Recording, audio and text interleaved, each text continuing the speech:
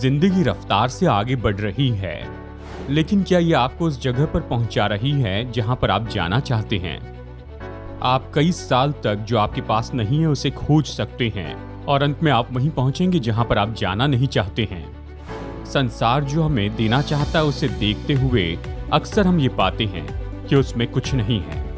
कुछ भी हो, इस संसार के मोड़ और मरोड़ की आपकी इस यात्रा में जरूरी नहीं कि ये आपको व्याकुलता और निराशा के मार्ग में रख दें। तो चलिए मैं आपको बताऊं कि जीवन की यात्रा कैसे करते हैं। ये तो परमेश्वर को अपना गाइड बनाने का रोमांच है, जहां आप पाएंगे शांति, उद्देश्य और वो सामर्थ्य जिसे आप खोज रहे थे। ये कल्पना से बाहर की आशीषों की यात्रा है और यही तो अद्भुत भाग है। परमेश्वर के साथ जीवन की यात्रा के लिए आपको जो भी चाहिए सब आपके पास है। आपको जो चाहिए उसका आधा भाग या उससे बढ़कर नहीं, परमेश्वर ने आपको जो भी चाहिए वो सब दे दिया है। परमेश्वर कभी ये नहीं चाहते कि आप प्रतिदिन की यात्रा में लड़खड़ाते चले जाएं। अवश्य ही बिना तैयारी के आपके भविष्य की यात्रा में जाना नहीं है। तो आप कहाँ जाना चाहते हैं? ये समय है कि परमेश्वर ने आपको जो दिया है वो सब खोल लें और खोज निकाले कि कैसे आप इस यात्रा के लिए तैयार किए गए हैं और भरोसे के साथ में जिए, क्योंकि मेरे दोस्तों आपके पास जो भी चाहिए वो सब है। हेलो, मैं हूं डेविड जर्माया। आज हम प्रेरित पतरस की बुद्धि की विशेषताओं के अंतिम भाग को देखेंगे, जो विश्वासियों को अपनी आत्मिक परिपक्वता में बढ़ने के लिए बहुत ही महत्वपूर्ण है। और पतरस ने निश्चय सबसे उत्तम गुण तो अंत के लिए रखा है। ये है प्रेम। जानते हैं, आपकी यात्रा में आनंद होता है जब आप अपनी यात्रा में प्रेम प्रकट करते हैं। आसपास के लोगों की देखभाल और परवाह करना ये आपके जीवन में तेज लेकर आता है। ये तो केवल निस्वार्थ प्रेम से जीने के द्वारा आता है, जो कि आज के संदेश का शीर्षक है। कुछ ही पल में हम यहाँ देखेंगे कि यीशु निस्वार्थ प्रेम के लिए हमारे आदर्श हैं। बहुत से लोग कहते हैं कि क्रूसीकरण यीशु मसीह के प्रेम को सबसे महान रूप में उंडेलना है। हम थोड़ा पीछे जाकर देखेंगे और सीखेंगे मसीह यीशु की क्रियाएं और उसकी शिक्षा से, यानी उसके क्रूसीकरण के एक रात पहले से। ये तो ऊपरी कोठरी में पाया गया। यहीं पर यीशु ने निस्वार्थ प्रेम का एक महान आदर्श रखा है। तो पूरे संसार की यात्रा करते हुए मेरे साथ जुड़ जाइए न्यूयॉर्क शहर में सेंट्रल पार्क के ऊपर Appel Room Jazz at Lincoln Center में मेरी सीरीज आपको जो चाहिए वो सब में। लंदन शहर के बड़ी बड़ी बिल्डिंगों के बीच में है ये अद्भुत हरियाली से भरी हुई जगह है जिसका नाम है पोस्टमैन्स पार्क। ये सामान्य जगह है जहां पर लोकल वर्कर्स आकर लंच करते हैं और इस पार्क में सर्कुलर वॉकिंग ट्रेल है, छोटा पुल है, छोटा फाउंटेन है, खास जगह है। लेकिन साथ ही ये लंदन का छिपा हुआ रतन है। यह है memorial to the heroic self sacrifice. ये ऐतिहासिक जगह है। ये मेमोरियल तो एक साधारण सी दीवार है जिस पर 54 सिरामिक प्लैक्स हैं। हर एक प्लैक उस व्यक्ति के बारे में जिसने दूसरे के लिए बलिदान के रूप में निस्वार्थ अपना जीवन दे दिया। उनमें से कुछ प्लैक पर ऐसे संदेश लिखे हुए थे। एलिस एयर्स, जो एक मिस्त्री की बेटी थी जिसने एक जलते हुए घर में से 3 बच्चों को जीवित बचाया यूनियन स्ट्रीट बर्ल में और जवानी में ही अपना बलिदान कर दिया। 24 अप्रैल 1885। डेविड सेल्फ्स 12 साल की उम्र अपने साथ खेलने वाले लड़के को पानी में डूबने से बचाते बचाते खुद डूब गए। 12 सितंबर 1886। हेनरी जेम्स ब्रिस्टल, उम्र 8। 30 दिसंबर 1890 में उसने अपनी छोटी बहन की जान बचाई। अपनी बहन की आग से जलने वाले कपड़ों को निकालने की कोशिश करते वो खुद जलकर मर गया। मैरी रॉजर्स, स्टेला की भंडारी। 30 मार्च 1899 उसने खुद का बलिदान किया, अपना लाइफ बेल्ट दे दिया। दूसरों को बचाते हुए उस डूबने वाले जहाज में वो खुद डूब गई। ये मेमोरियल 1900 की सदी में स्थापित किया गया और ये प्लैक्स 1930 के शुरू में बनाए गए। जब ये प्रोजेक्ट पूरा किया गया तो कुछ साल तक इसे देखा गया और उसके बाद में मानो इसे भुला दिया गया और जो नई पीढ़ी थी उसमें से किसी ने भी ये भी नहीं जानती थी कि ये वहाँ पर है, क्योंकि ये दो दीवारों के बीच में था। और फिर 2007 में प्रिंट टेक्नीशियन ली पिट ने 9 साल के बच्चे को पानी में डूबने से बचाते हुए अपनी जान दी, और उसके कुछ सहकर्मियों ने ये दीवार याद की। उन्होंने निर्णय लिया कि लोगों के नाम की ये जो दीवार है उसमें उनका भी नाम जोड़ देंगे, जिन्होंने प्रेम के कारण दूसरे के लिए अपनी जान दे दी। और फिर उस मेमोरियल के याद में ऐसा किया गया, और फिर अचानक ये दीवार मानो फिर खोज निकाली है। अगर आज आप लंदन में जाएं, आप टूर में इस दीवार को देख सकते हैं, आप खुद देखकर याद कर सकते हैं। ये एक नॉन प्रॉफिट जगह है जो प्रोजेक्ट के लिए सपोर्ट करती है, और वो इसीलिए इसे करते हैं कि सच्चा हीरोइज्म, प्रेम और बलिदान, इसकी आज हमारे संसार में बहुत ज़्यादा ज़रूरत है। हम उन उदाहरणों से बहुत प्यार करते हैं जो कि सच्चे हैं। केवल प्रेम के बारे में बोलना नहीं, लेकिन उसके अनुसार जीना है। यह ऐसी उथली भावना नहीं है जो हम फिल्मों में या टीवी पर देखते हैं, लेकिन सच्चा खुद को बलिदान करने वाला परमेश्वर का प्रेम बाइबल का प्रेम है। तो मैं ये सलाह दूंगा कि अगर मैं खुद के बलिदान के लिए कोई मेमोरियल बनाने जा रहा हूं, तो मैं उस दीवार पर एक और प्लैक लगाऊंगा और उस पर कुछ इस तरह से लिखूंगा कि परमेश्वर ने अपने प्रेम की भलाई हम पर इस तरह से प्रकट की कि जबकि हम पापी ही थे, तब मसीह हमारे लिए मरा। मेरे लिए ये तो सबसे महान स्वयं का बलिदान करने वाला वाक्य जो कभी आप पढ़ेंगे। यहाँ पिछले कुछ सेशंस में आपको मैं जो कुछ भी बता रहा हूँ, ये इस वाक्य में बना हुआ है कि परमेश्वर ने अपने प्रेम को हम पर प्रकट किया कि जब हम पापी ही थे, तब मसीह हमारे लिए मर गया। और प्रभु यीशु मसीह ने जो कुछ भी किया और उसने जिस प्रकार का प्रेम दर्शाया, जैसे आप जानते हैं इसका नाम है, इसे कहते हैं अगापे। अगापे प्रेम। अब मैं आपको बताऊं अगापे क्या है। प्रेम के लिए नए नियम में बहुत से शब्द हैं, लेकिन सबसे ऊंचा, सबसे ज्यादा आदरणीय शब्द तो ये है। अगापे का मतलब है कि किसी से प्रेम करें, वो आपके बदले में क्या करेंगे इसकी कोई परवाह किए बिना ही। यानी वो आपको अगर प्रत्युत्तर नहीं देते, पलटा नहीं देते हैं, तो भी कोई बात नहीं, तो भी आप उनसे प्रेम करते रहेंगे। अवश्य ही आज हमारी परंपरा में हम इस बात को नहीं जानते हैं। हम दूसरों से क्या मिलेगा इसलिए प्रेम करते हैं, और हमें जो चाहिए जब वो देना बंद कर देते हैं, तो उनसे प्रेम करके किसी और से प्रेम करना शुरू करते हैं। आज हमारा संसार ऐसे ही काम करता है, और ये परमेश्वर का तरीका नहीं है। प्रभु का धन्यवाद, वो हमसे ऐसा प्रेम नहीं करते, नहीं तो ये भयानक होता। डेविड, तुमसे प्यार करता हूं, अगली बार गलती करने तक। यानी ये प्रेम का बहुत ही कम समय होता। प्रभु हमसे ऐसे प्रेम नहीं करते, वो हमसे प्रेम रखते हैं, क्योंकि प्रेम करना तो उसका स्वभाव है। परमेश्वर केवल प्रेम नहीं करते, वो तो प्रेम हैं।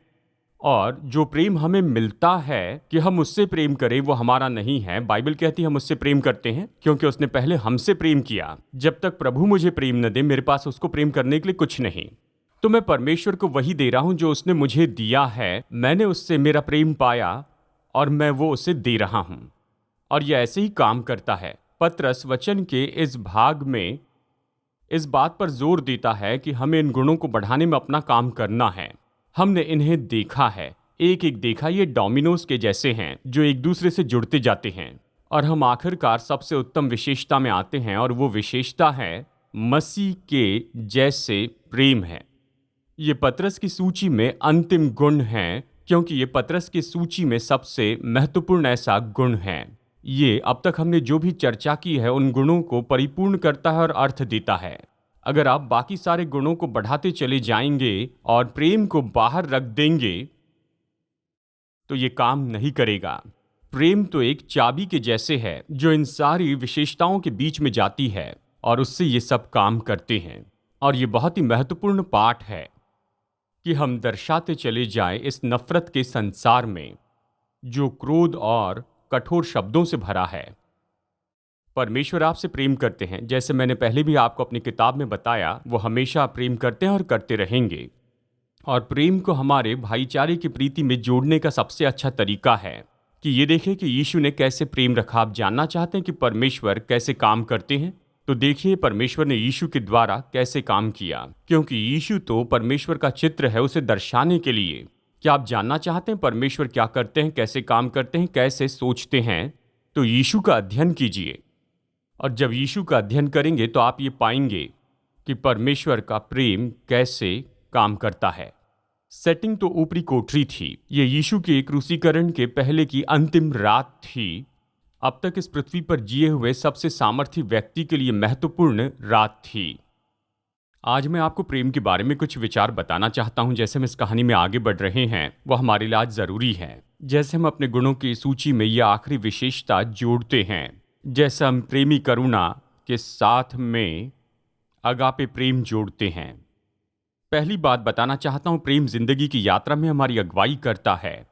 प्रेम चाबी है। प्रेम ही वो लाल धागा है जो हमारे जीवन में शुरू से अंत तक होता है विश्वासी बनने के बाद। यूहन्ना 13:1 देखते हैं, जब यीशु ने जान लिया कि मेरी घड़ी आ पहुंची है कि जगत को छोड़कर पिता के पास जाऊं, तो अपने लोगों से जो जगत में थे जैसा प्रेम रखता था, अंत तक ऐसा ही प्रेम रखा। 3 साल तक यीशु ने इन लोगों की अगुवाई की गलील और यहूदिया में, और वचन की सच्चाई के द्वारा उसने उनकी गलतियों को और अपराधों को और उनके क्रोध को दिखाया, विश्वास की कमी दिखाई, उनका पोषण किया, और अब तक उन्होंने जो महान सच्चाई नहीं सुनी थी वो सिखाई। अब उसके मरने का समय आ गया था।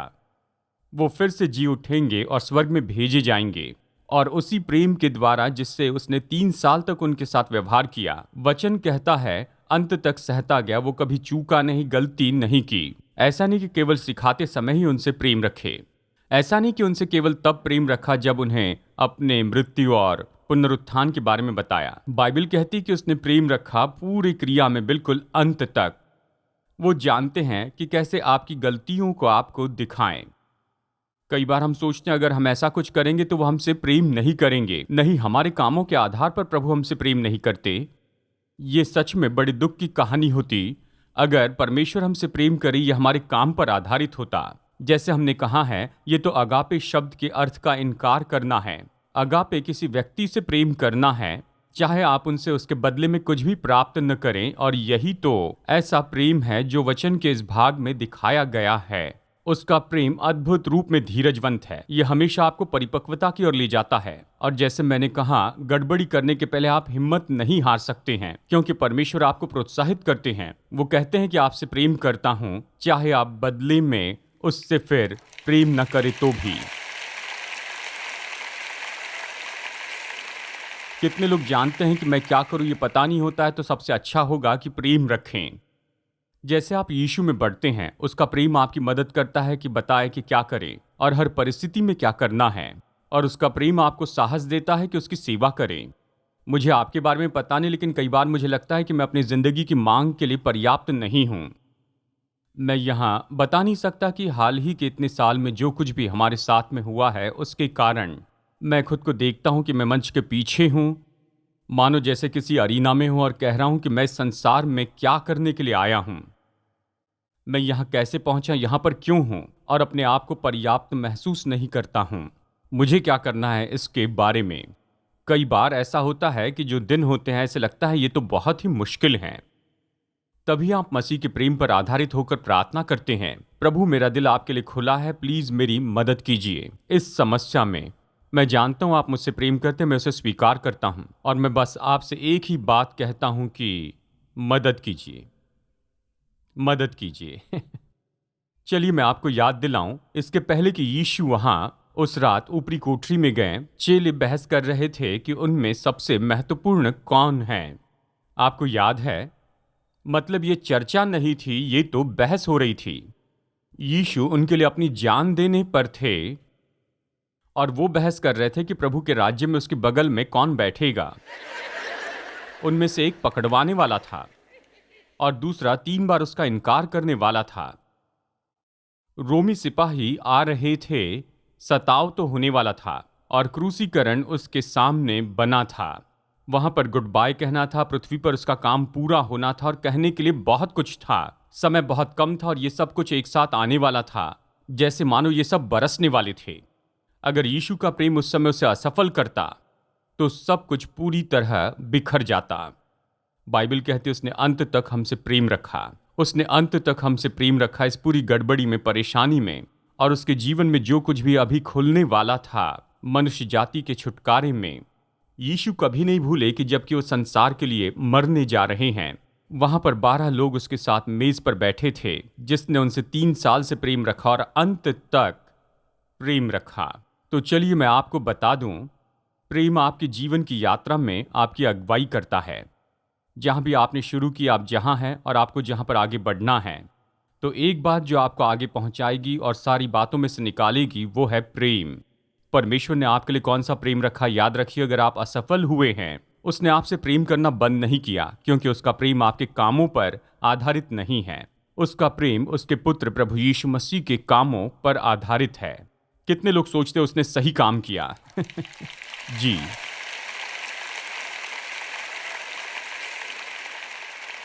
तो प्रेम आपके जीवन की यात्रा में आपकी अगुवाई करता है। और दूसरी बात, प्रेम आपको दूसरों की सेवा करने के लिए प्रेरित करता है।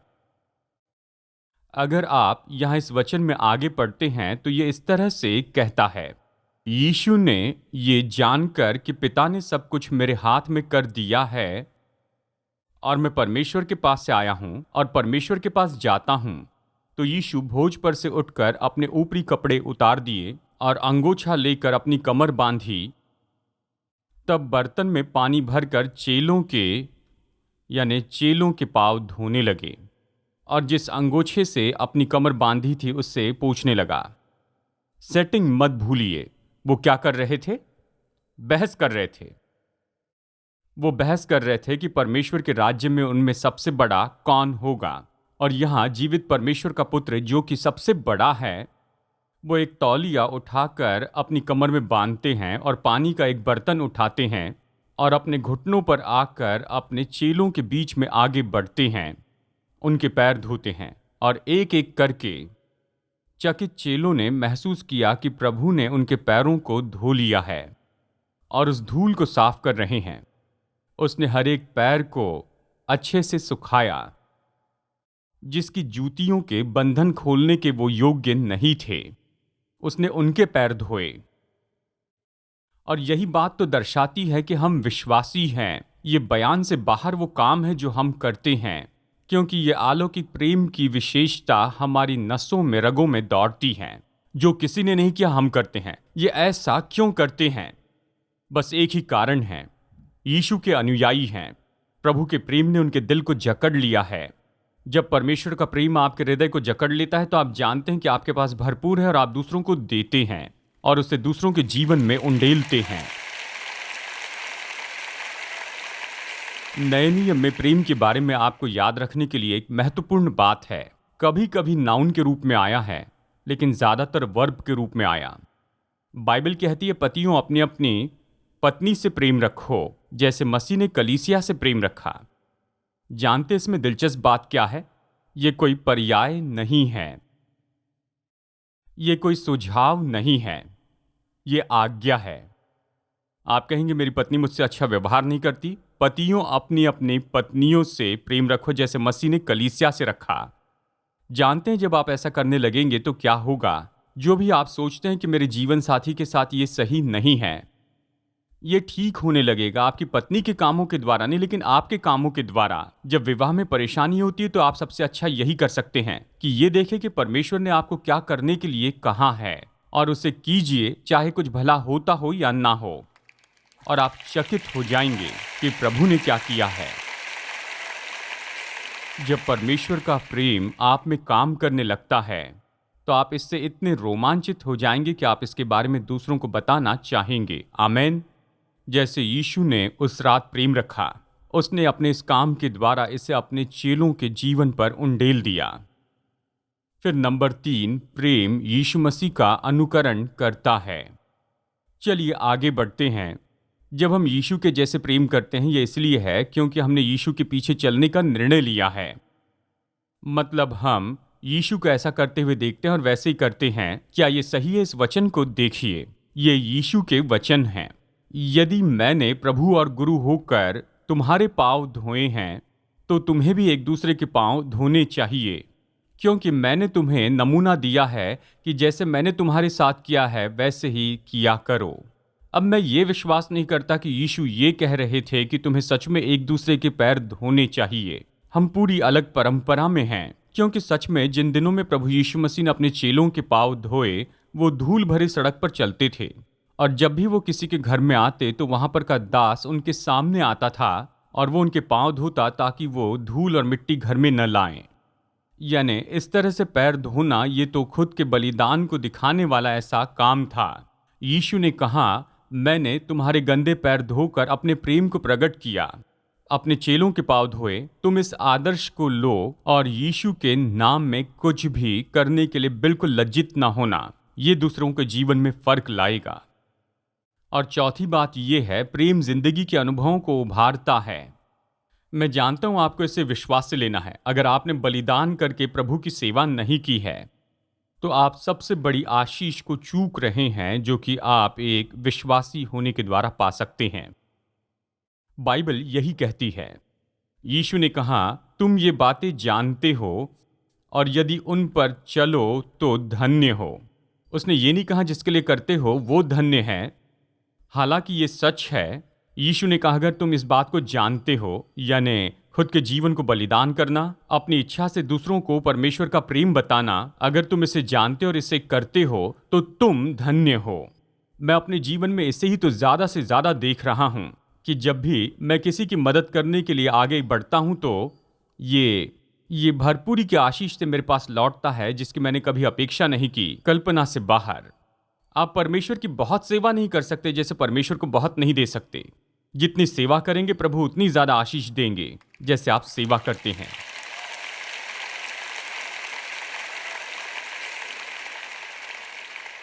और फिर नंबर 5, प्रेम हमारे चेले होने को प्रमाणित करता है। ये तो बहुत ही विशेष है और ये नया गुण तो इसमें बहुत ही महत्वपूर्ण है। पहले इसकी ओर ध्यान नहीं दिया है तो आपको इसे सुनना होगा। आज हम जिस प्रेम के बारे में बता रहे हैं, बाइबल के अनुसार ये पूरे संसार में प्रेम का सबसे ऊंचा स्तर है। ये पुराने नियम की विचारधारा से अलग है, जहां पर कहा गया था अपने समान अपने पड़ोसी से प्रेम रखना। यीशु का प्रेम है दूसरों से खुद के जैसे प्रेम नहीं रखना है, लेकिन जैसे यीशु ने आपसे प्रेम रखा। और मसीह ने आपसे कैसे प्रेम रखा कि परमेश्वर ने अपने प्रेम की भलाई हम पर इस रीति से प्रकट की कि जब हम अपने पापों में ही थे तब मसीह हमारे लिए मर गया। हमने प्रेम इसी से जाना कि उसने हमारे लिए अपने प्राण दे दिए और हमें भी अपने भाइयों के लिए प्राण देना चाहिए। यीशु का प्रेम तो इतना अलग है, आप कल्पना करते हैं उस प्रेम से बिल्कुल अलग है। बाइबल कहती है ये हमारे चेले होने का बैच बन गया है। क्या आप ये जानते हैं, यूहन्ना 13 में ये कहता है, यदि आपस में प्रेम रखोगे तो इसी से सब जानेंगे कि तुम मेरे चेले हो। ये तो यीशु के शब्द हैं। जब एक दूसरे से प्रेम रखोगे तो कैसे आप सटीकता से अपने विश्वास के साथ प्रेम जोड़ सकते हैं। मैं आपसे यही कहूंगा, सबसे पहले याद रखिए कि आपसे प्रेम किया गया है। हम इसलिए प्रेम रखते हैं कि पहले उसने हमसे प्रेम किया। इसे कभी मत भूलिए। अगर आप प्रेम करते हैं, परमेश्वर से प्रेम आता है ये जाने बिना, तो असफल होंगे। आप परमेश्वर के बिना परमेश्वर के प्रेम की नकल नहीं कर सकते। आप ऐसा प्रेम नहीं बना सकते जो परमेश्वर के प्रेम जैसे दिखता हो। मुझे याद है ये कहानी कि एक आदमी अपने आर्टिकल में लिख रहे थे कि उन्होंने विश्वासियों के बीच में क्या पाया।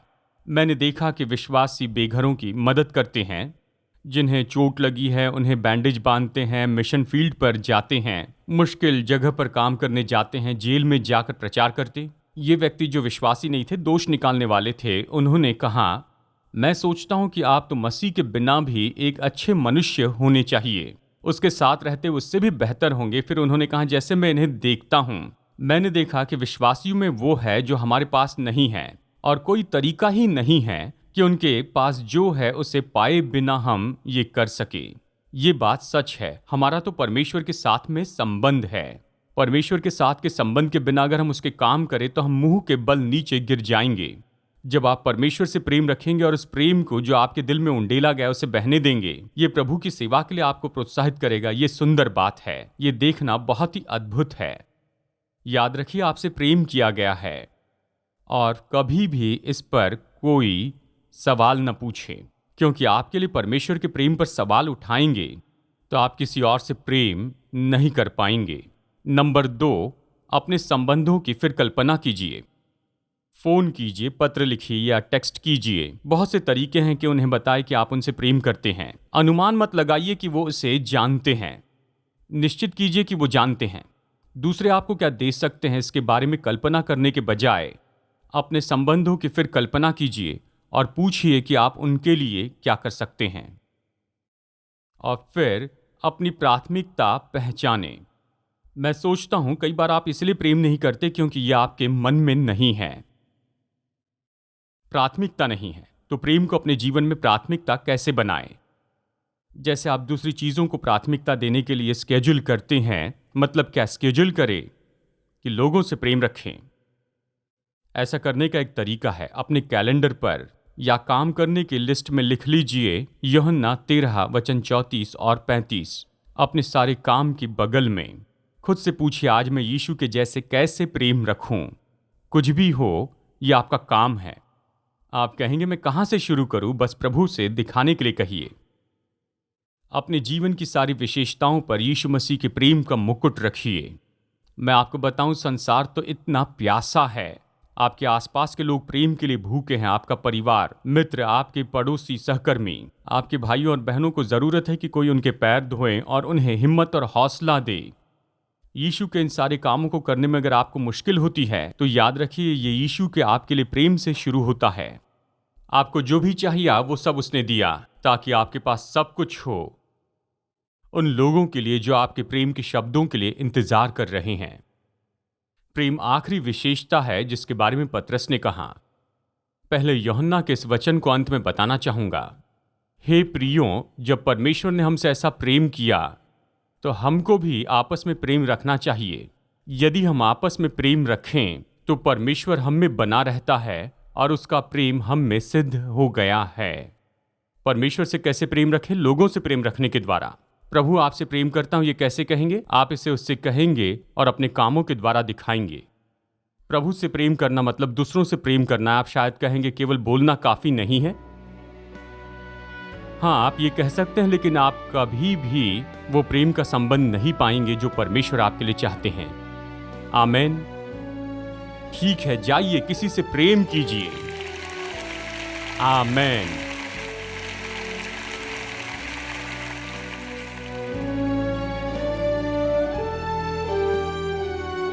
आज दिशा परिवर्तन में मेरे साथ जुड़ने के लिए धन्यवाद। जितना ज्यादा हम वचन का अध्ययन करें उतना ज्यादा हम समझते हैं कि हमारे प्रेमी परमेश्वर हम में से हर एक के साथ व्यक्तिगत संबंध रखना चाहते हैं। अगर आप ये संबंध शुरू करना चाहते हैं और निश्चित करना चाहते हैं कि उसके साथ आप अनंत काल बिताएंगे, तो बस आप अपने पापों से पश्चाताप कीजिए और यीशु मसीह से विनती कीजिए कि वो आपके प्रभु और उद्धारक हो जाएं। अगर आपने विश्वास का ये कदम आज उठाया है तो मैं आपको प्रोत्साहित करता हूं कि दूसरे विश्वासियों को अपना निर्णय बताइए, या भरोसेमंद सेवकाई या लोकल चर्च को, और अपने इस नए विश्वास में बढ़ते चले जाएं। प्रभु आपको आशीष दे और आशा करता हूं कि अगली बार जुड़ेंगे यहीं पर दिशा परिवर्तन में।